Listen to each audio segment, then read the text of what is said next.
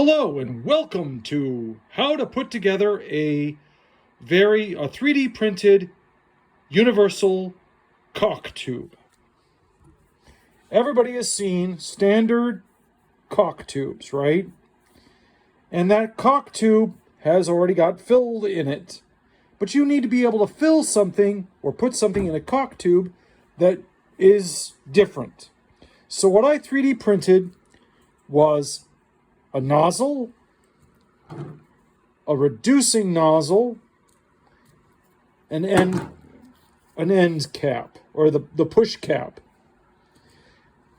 I'm using standard black PVC 1.5-inch pipe, which is common from any hardware store. Okay, and then there's this little tool, which I will explain in a minute. Next, I was able to get it in, but if you look at it, you may see that there's a little bit of light shining through off of, and I'm going to do this way so that you can see it this way. We're going to just throw my camera up to this, and that's that. But you see the little halo coming around it? It's just not going to be strong enough to hold the pressure that you need to be able to be in the caulk gun. My way around this is by wrapping it with saran wrap. This is 4 wraps, 4 sides of saran wrap, and it's not perfect, it doesn't have to be. And then the ass end of it also gets the saran wrap to push it and keep it as watertight as possible. Push as much shit through it as possible. Now, we'll go to the next level or the next bit. I gotta pull this out and then show you what to do with this to get this on, and then I'll explain what that does. Moments. I have now wrapped my nozzle, the big nozzle, in the saran wrap. It now has a tight-fitting saran wrap nozzle. Yay!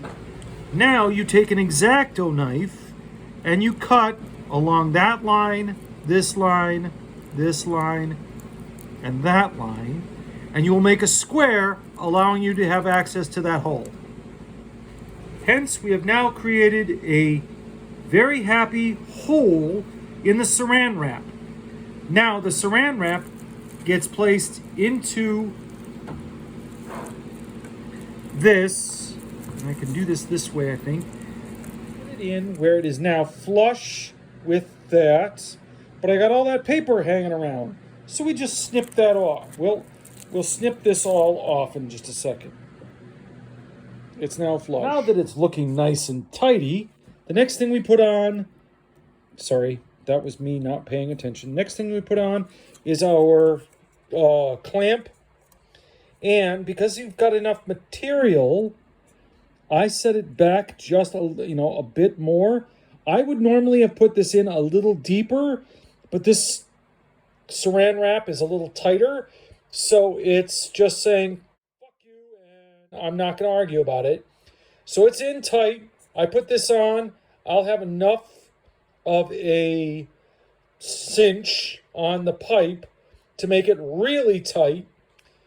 But you need to have this back about that much, and I'll explain why in a moment. We're looking inside the thing. There's no extra light bulb coming or light coming through or leaks coming out. So now this section is now done, right?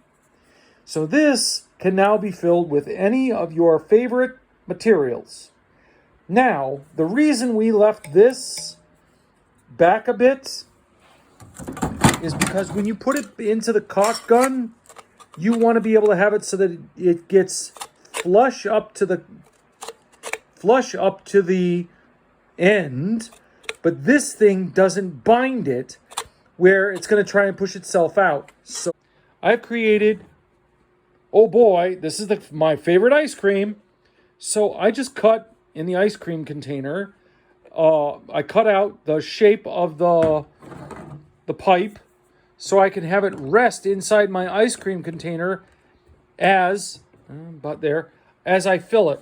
So now it's got a reservoir. If anything leaks out of it, I can fill it up without it falling down, fill the stuff, and then the next thing is, let's assume we just filled this with whatever we're going to put in there. Okay, I have now filled this. Hang on. I have now filled this in my ice cream container.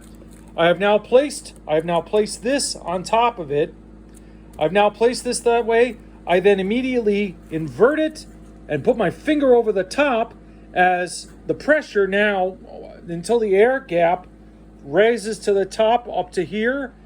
I now hold my finger on that until the air gap gets through. If your material is too fat or too thick, you'll just have to deal with it. It probably isn't going to squirt out until you squirt that up into the caulk gun. Now it's just a matter of feeding it into the caulk gun. Pops in. I added Velcro to this gun because this really wants to rise out. So I just Velcro that kid down at the end of my pipe, and I just twist my my teeth over and just start pushing. And you're squeezing out like you normally would any of the material that you put in there. Now, the nice thing about this tip is that's pretty damn fat. Oh no, that's too fat. I can't use that. That's why I made the adapter. This is a smaller hole, which you can trim to your happiness, but it's also set to the size that it will fit gingerly and snugly on the next piece. I have an adapter here that I have used.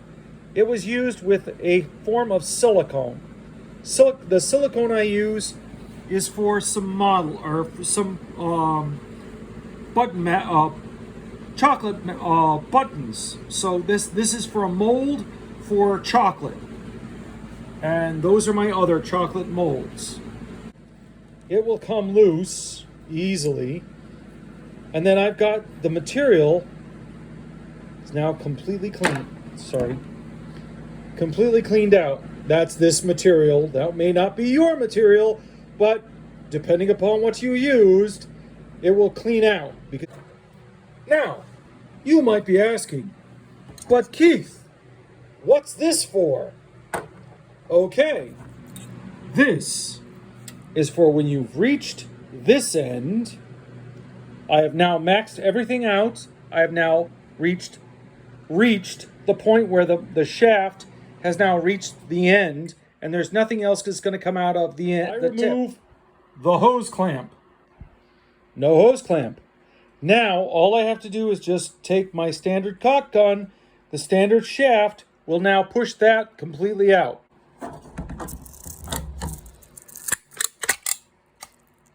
Pop, and it pops loose. You cannot make the tube longer than the actual, I'd say, I'll give you the measurements on the tube.